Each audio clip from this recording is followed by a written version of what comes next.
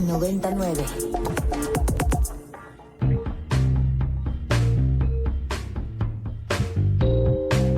Desde el estudio B de Ibero 90.9, esto es Control de Cambios, una producción de Ibero 90.9 y la revista Nexos. Mi nombre es Valeria Villalobos Guízar.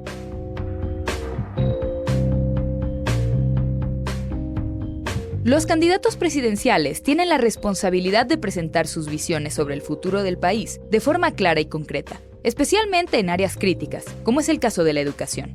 Sin embargo, estas propuestas a menudo se pierden en el torbellino de información superficial y la controversia que caracteriza a las campañas políticas actuales. Constantemente, la atención de los votantes se desvía hacia escándalos, chismes y memes, en lugar de centrarse en las políticas y programas que realmente afectarán el desarrollo del país. En el caso de la educación, visiones y proyectos que afectarán a millones de niñas, niños, estudiantes y docentes en todo el territorio nacional. Eso sin mencionar que será un factor crítico para el crecimiento de México. En este contexto, es vital que realicemos las investigaciones necesarias para tomar decisiones de voto informadas. Esto implica apartarse del ruido mediático y dirigir la atención hacia las propuestas educativas específicas de Jorge Álvarez Maínez, Xóchitl Gálvez y Claudia Sheinbaum. Jimena Hernández Fernández es investigadora del Instituto de Investigaciones para el Desarrollo de la Educación de la Universidad Iberoamericana de la Ciudad de México. Jimena, realizaste un análisis en el que investigaste las propuestas en materia educativa de cada uno de los candidatos a la presidencia. Cuéntanos qué fue lo que hiciste para elaborar ese trabajo y qué retos atravesaste para conseguirlo.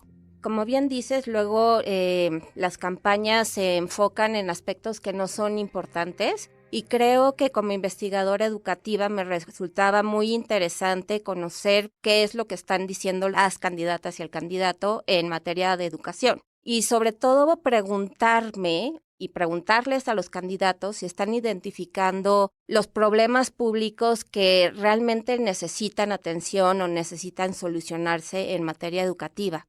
Además de lo que uno ve en la televisión, que muchas veces la verdad no tiene mucho contenido, ¿no? Y muchas veces se centran más bien en dimes y diretes. Identificar qué tipo de problemas públicos están ellos viendo y si estos problemas públicos están relacionados con el tipo de propuestas que nos están haciendo. Y asimismo, identificar no solo los problemas, sino qué aspectos ellos están como proponiendo para mejorar.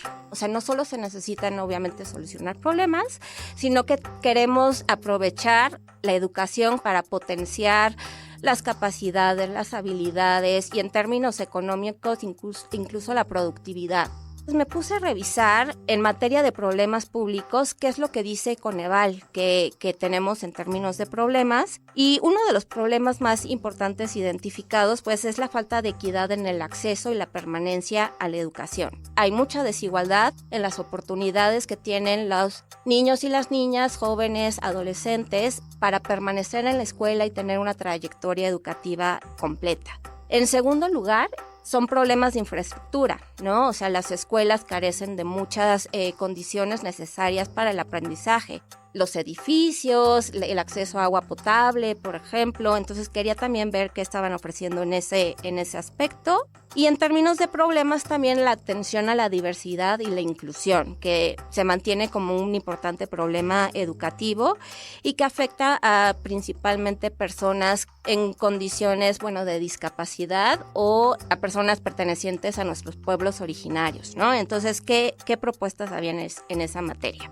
¿Y dónde empezaste a investigar? O sea, ¿fue fácil encontrar esas propuestas de los candidatos? ¿Investigaste en prensa? ¿Investigaste en sus sitios web? O sea, sí, ¿dónde encuentra la gente Mi primer eso? paso fue entrar a las páginas de las campañas. Me imaginaba que iba a encontrar más información o que iba a encontrar propuestas amplias, y lo que identifiqué es que las dos candidatas tienen una página destinada para tener sus propuestas, pero estas propuestas están englobadas en los 100 puntos que tenemos para solucionar o para el bienestar en México, o las propuestas generales, ¿no? Entonces ese digamos que es el primer hallazgo que encontré. Seguido de eso, sí encontré que para Álvarez Maínez, Movimiento Ciudadano tenía un documento como más extenso, no para Álvarez Maínez, pero sí para Movimiento Ciudadano, con identificación de problemáticas en México y en materia educativa en particular. Entonces ahí había como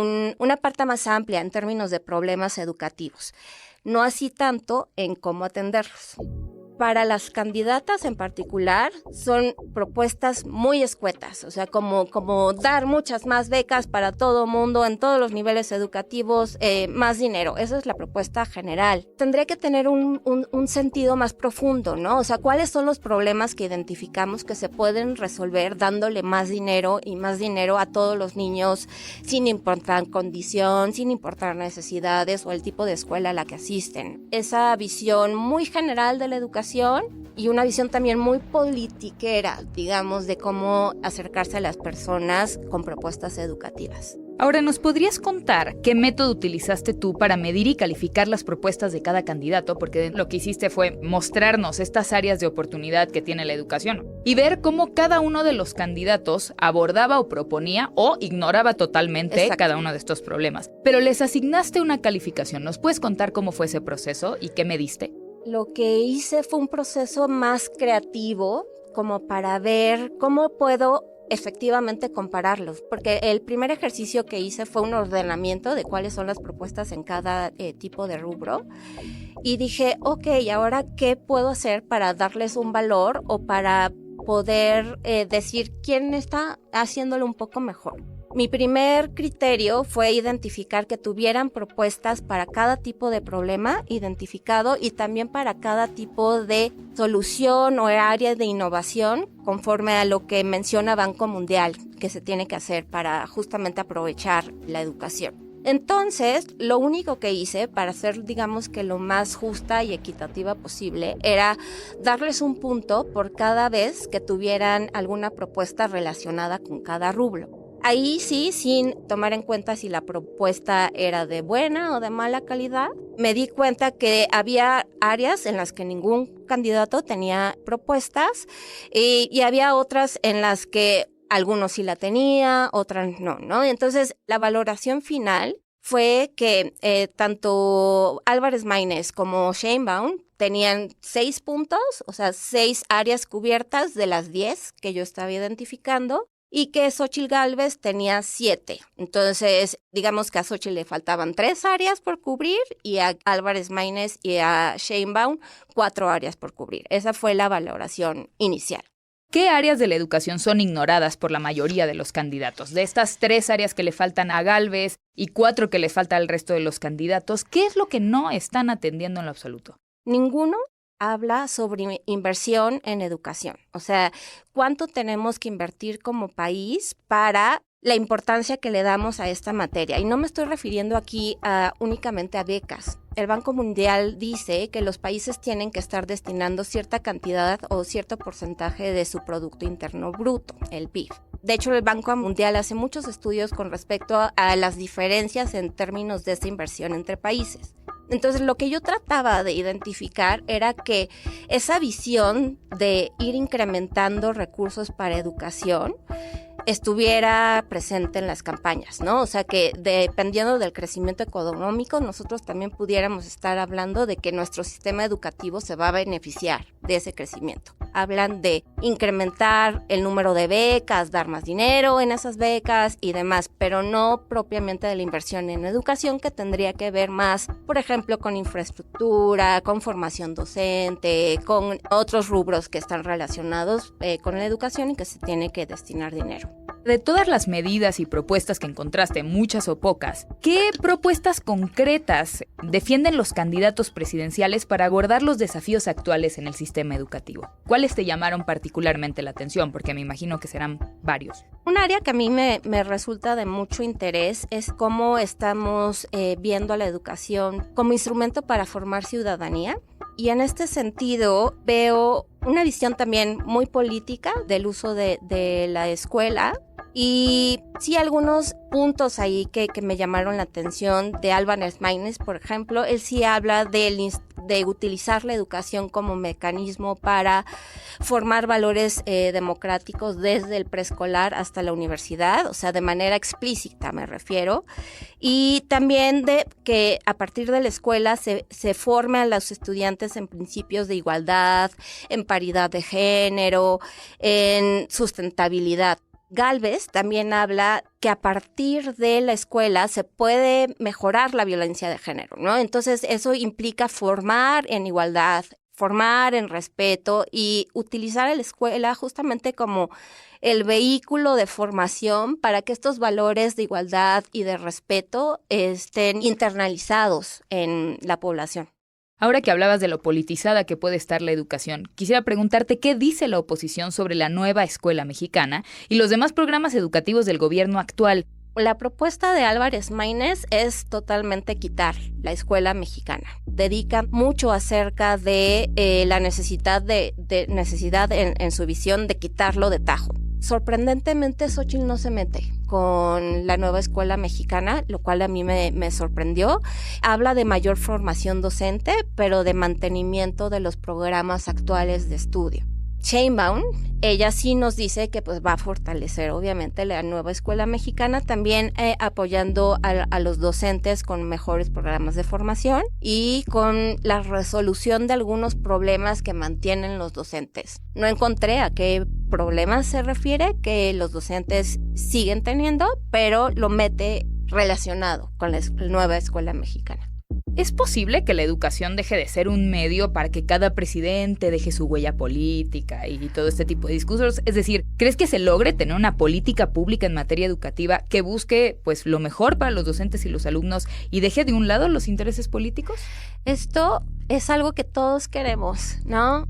A mí me gustaría mucho que la Secretaría de Educación Pública estuviera un poco desconcentrada, ¿no?, del gobierno federal, en el sentido de que pueda tomar sus propias decisiones y que esas decisiones no estén relacionadas justamente con los idearios. Cada gobierno entrante trae su línea política y su nueva escuela mexicana, el nuevo modelo educativo, y al final de cuentas quienes están viviendo las consecuencias son los estudiantes. Entonces tenemos generaciones de estudiantes que van cambiando de modelo educativa o de práctica supuestamente educativa cada 6 años.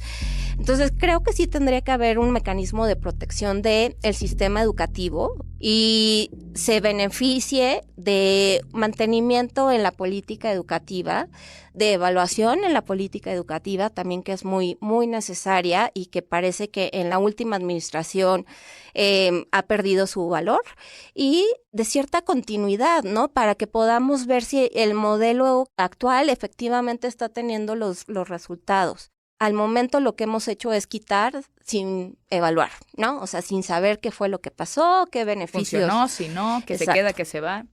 Para cerrar, Jimena, ¿qué debería incluir una propuesta educativa que atienda verdaderamente los problemas y las necesidades de la educación en el contexto actual?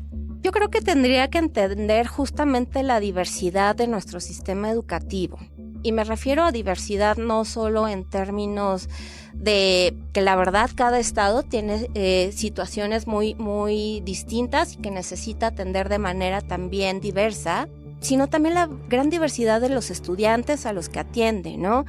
Sí necesita esta política tratar de proveer de un piso parejo, y creo que ese piso parejo se tiene que ver a partir de la oferta, de la condición de las escuelas, justamente de cómo están formados sus docentes, de que se tenga todos los materiales y los equipos para que puedan los niños y las niñas aprender en el salón de clases.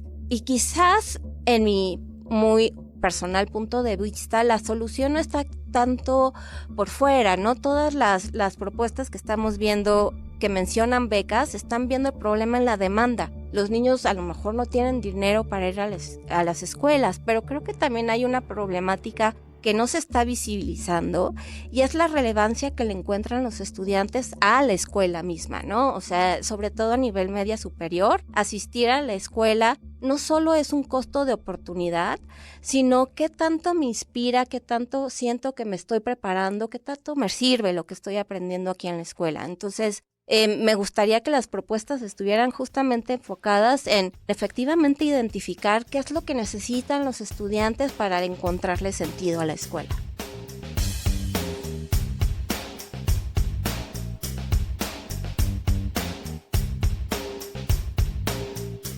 Jimena Hernández Fernández es investigadora del Instituto de Investigaciones para el Desarrollo de la Educación de la Universidad Iberoamericana de la Ciudad de México. Pueden consultar lo que ha escrito en la revista en www.nexos.com.mx/control de cambios.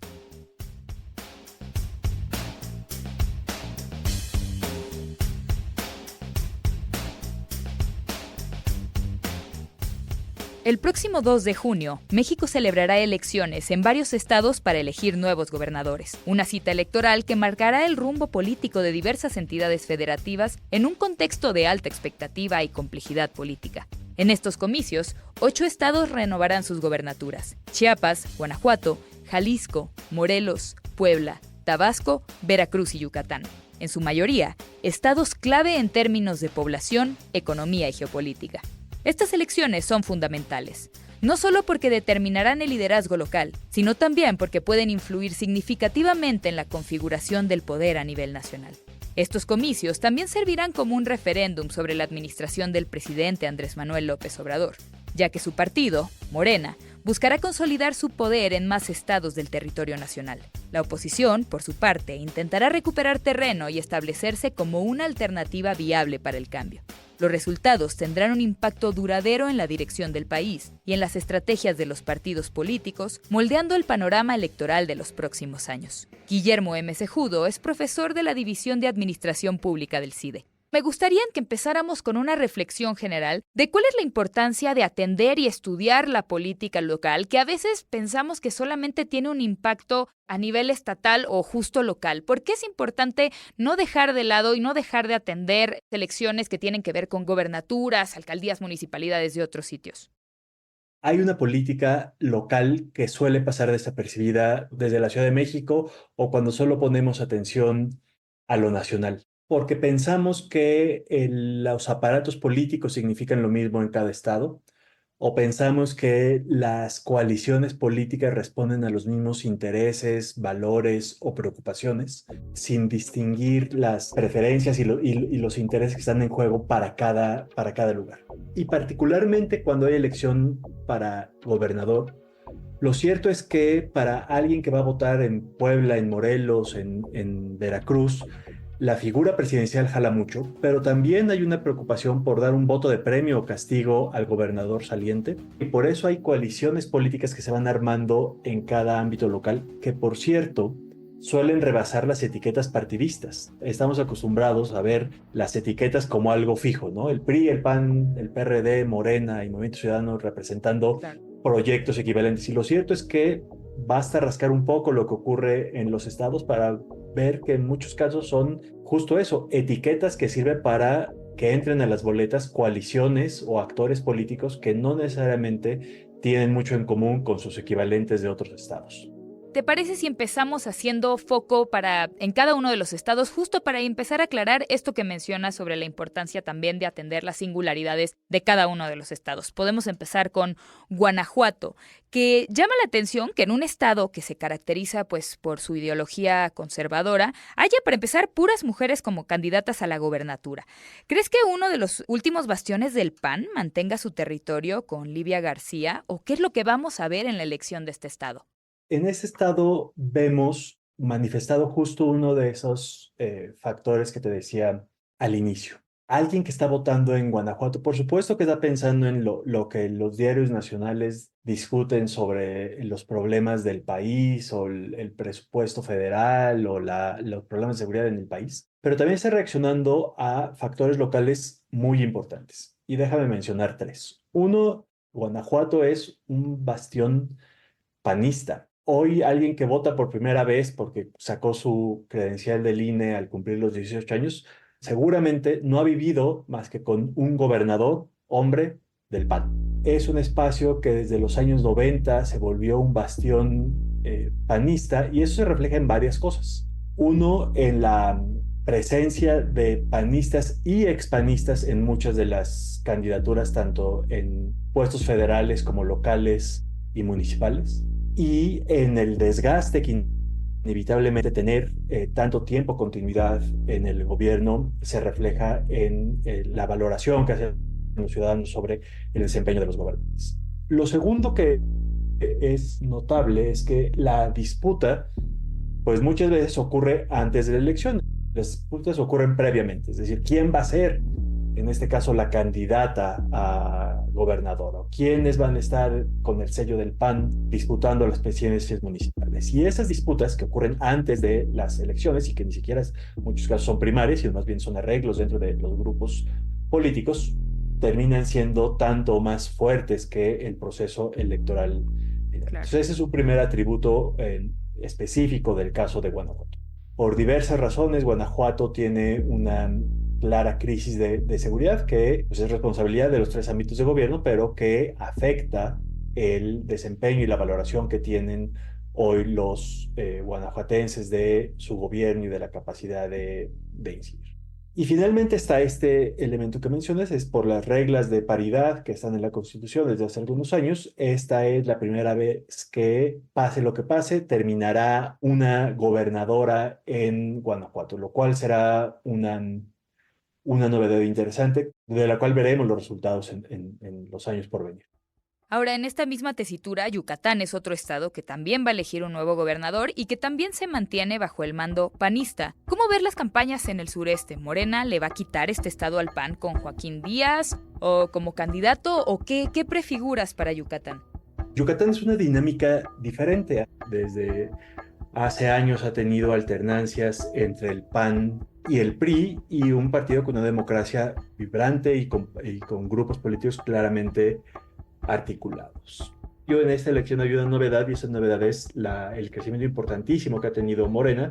No es solo un crecimiento de Morena, sino es la confluencia, me parece, de dos factores. El hecho de que en el gobierno federal esté Morena en el poder con tanto peso y con el liderazgo del presidente López Obrador ha servido para generar visibilidad en estados donde la izquierda la había tenido muy difícil y para que Morena haya crecido muchísimo en su presencia, no solo en Yucatán, sino por ejemplo en Nuevo León o en Jalisco, donde se ha vuelto la segunda fuerza y está disputando gubernaturas.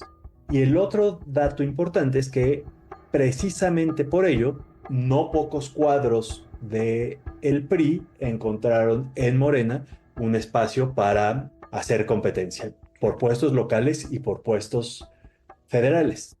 Esto que en el argot llaman el chapulineo ocurre en todos los estados, lo cual vuelve muy difícil predecir el tipo de gobierno que llevarán a cabo. Ahora mencionabas a Jalisco, que parece ser la excepción de los estados que van a votar para elegir a su nuevo gobernador, ya que está bajo el mando de Enrique Alfaro, que pertenece a Movimiento Ciudadano. ¿Qué nos dicen las encuestas sobre las preferencias de la ciudadanía jalisciense? ¿Será que MC vaya a lograr mantener Jalisco? El rompimiento del arreglo tradicional que tuvo Jalisco en términos de alternancia entre PAN y PRI se rompió justamente con la llegada de Alfaro y de Movimiento Ciudadano, que no solo significó un cambio de gobernador, sino un dominio claro del Partido Naranja en los puestos legislativos y en muchas presidencias municipales. El candidato a gobernador, Pablo Lemus, fue presidente municipal antes de lanzarse. El propio Alfaro había sido presidente municipal por Movimiento Ciudadano antes de lanzarse. Entonces ya hubo un reacomodo político importante con la llegada de Movimiento Ciudadano y el desplazamiento del PRI y del PAN, pero estamos viendo ahora un nuevo reacomodo que es con la presencia fuerte de Morena en un estado donde la presencia de la izquierda, en su momento el PRD e incluso recientemente de Morena, había sido muy pequeña. Y ahora está con posibilidades de disputar la gubernatura, incluso presidencias municipales importantes como la propia ciudad capital. Es que estas elecciones están llenas de excepcionalidades, ¿no? Justo pensaba en Puebla, que también está por terminar un sexenio, en el que además fue un sexenio tremendo, ¿no? Murieron 2 gobernadores y tuvieron a 6 personas a cargo del estado. ¿Qué podemos esperar de las elecciones en este estado ante un escenario tan fuera de lo común? La muerte del exgobernador Moreno Valle y de la gobernadora que había sido su esposa que ganó, Marta Erika Alonso, significó un reacomodo, pues no planeado ni suave, sino de repente un grupo político que había dominado Puebla y que había sentado las bases, parecía para consolidarse durante largo tiempo, desaparece. Y tras la elección en la que gana Barbosa, pues hay un reacomodo importante de todos los actores políticos que tienen que realinearse. Y lo que tenemos ahora es una elección que tendrá un gobernador que sería, si gana y logra terminar su sexenio, el primero en mucho tiempo que logra llegar a los 6 años para cumplir su tiempo. Es un estado además que tiene enorme volatilidad e inestabilidad política, no solo porque han cambiado muchos gobernadores, sino porque eso ha movido el tablero de cómo se identifican los políticos. Si vemos fotos de los gabinetes de Mario Marín de hace más de una década o de Moreno Valle, veremos actores que hoy están en partidos completamente distintos, incluso los propios candidatos. ¿Esto qué refleja? Que ha habido un conjunto de reacomodos que responden otra vez no al crecimiento de una oferta programática, de la alineación, del crecimiento de la etiqueta del PAN o de Morena en un estado, sino a que los candidatos se mueven, sus grupos políticos se mueven y con eso lo que parecían grupos compactos se vuelven en realidad arreglos con una enorme fluidez que también pues no garantizan que continúen las alianzas que llevan a la elección una vez que termine el proceso electoral y tome posesión el siguiente gobernador, que tendrá de nuevo que negociar con grupos políticos que no solo pasan por las etiquetas partidistas.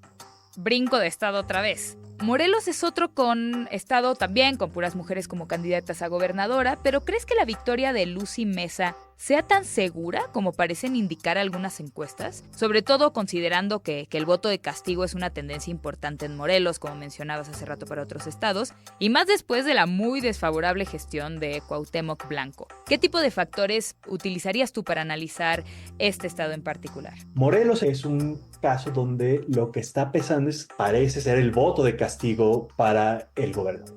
Algo equivalente en el caso de Veracruz. Es una disputa política competida y lo es justo porque se ha logrado construir el discurso de la elección, en el caso de Morelos, como un referéndum sobre el desempeño de Cuauhtémoc Blanco, que pues, grupos amplios de la población no tienen una percepción positiva de él, y en el caso de Veracruz algo equivalente, más los señalamientos abundantes de posible corrupción sobre la candidata de Morena.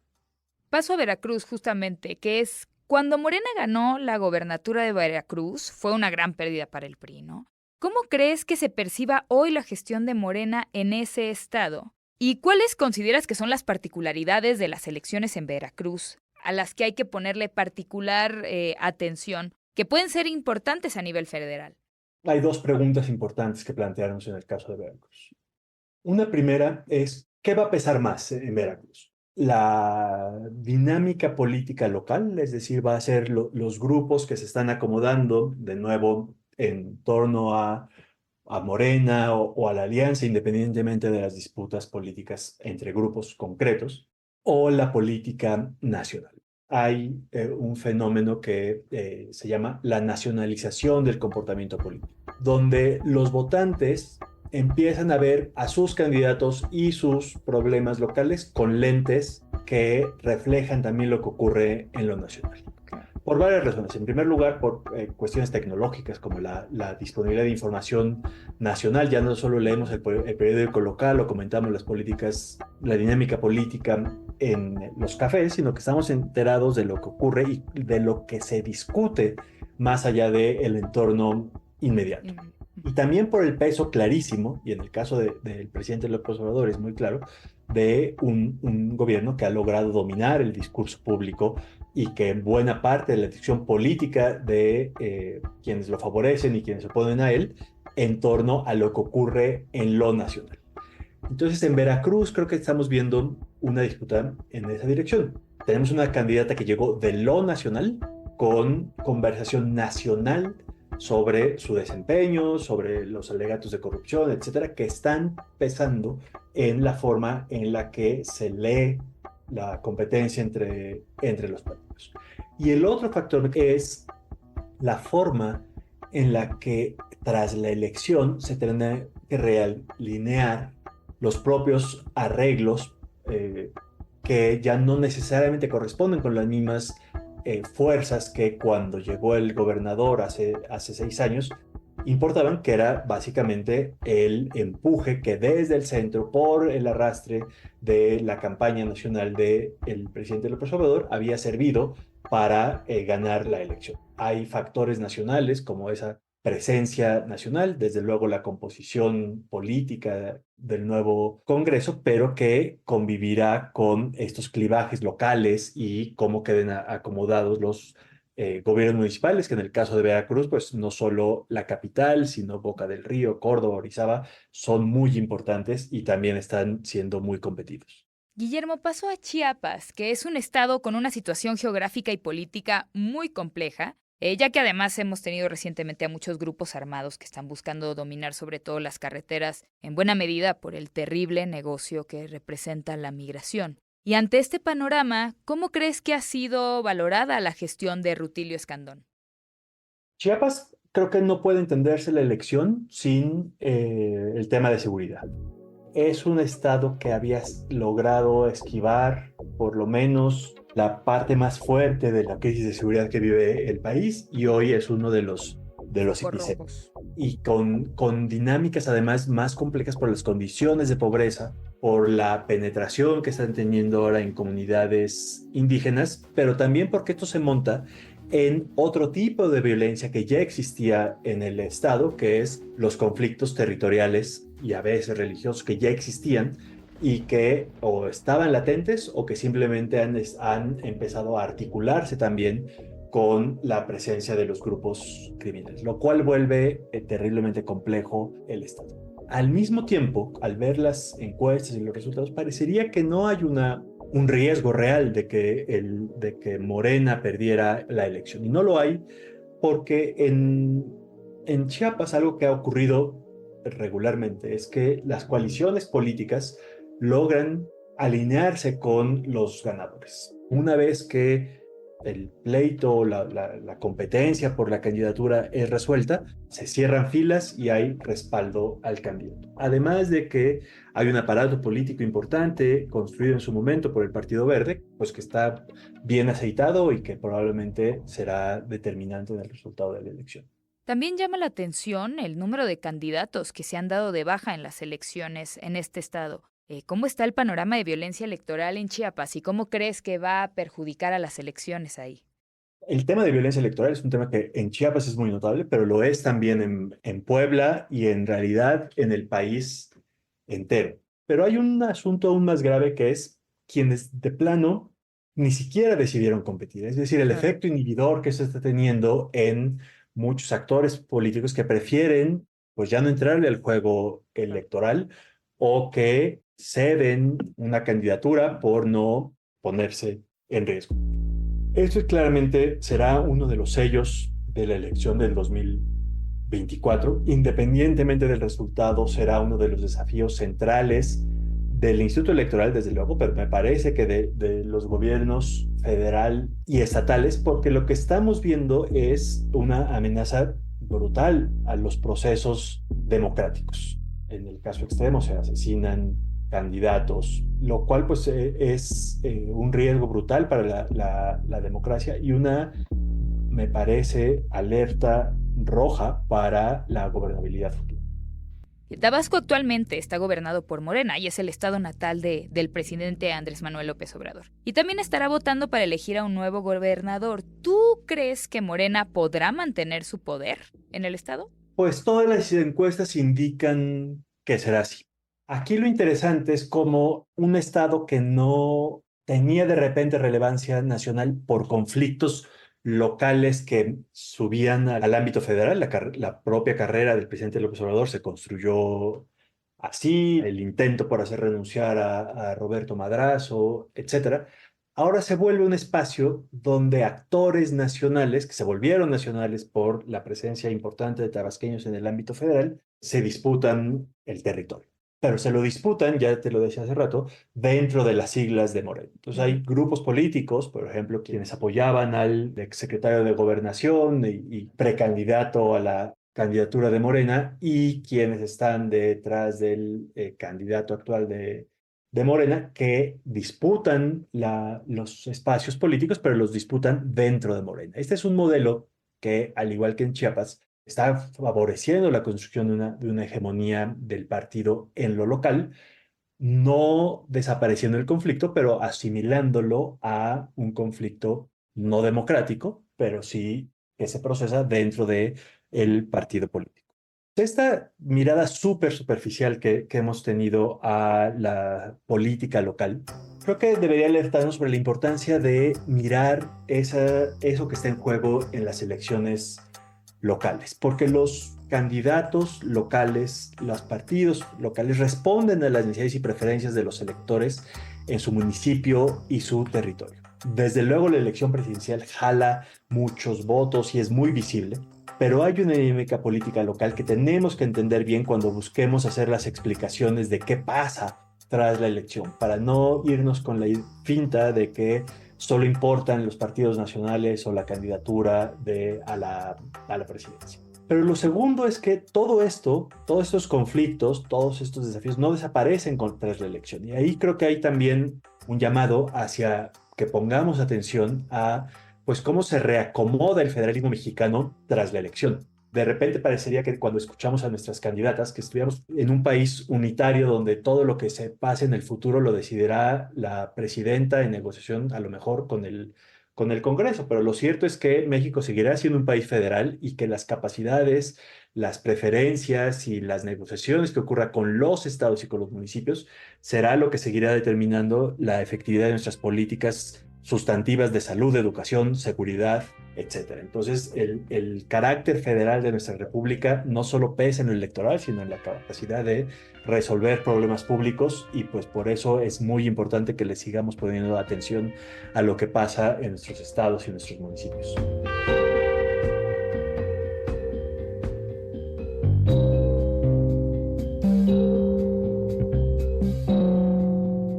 Guillermo M. Cejudo es profesor de la División de Administración Pública del CIDE y también es el editor del blog de federalismo de la revista Nexos. Pueden consultar lo que ha escrito en la revista en www.nexos.com.mx/control de cambios.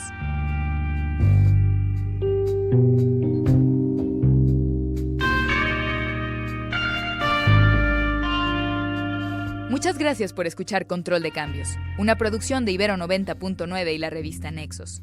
El guión de este episodio es de Melissa Casab y Valeria Villalobos Guízar. La producción es de Roxana Aguilar y Daniel Maldonado. La postproducción de Aldebarán Abraham. Mi nombre es Valeria Villalobos Guízar.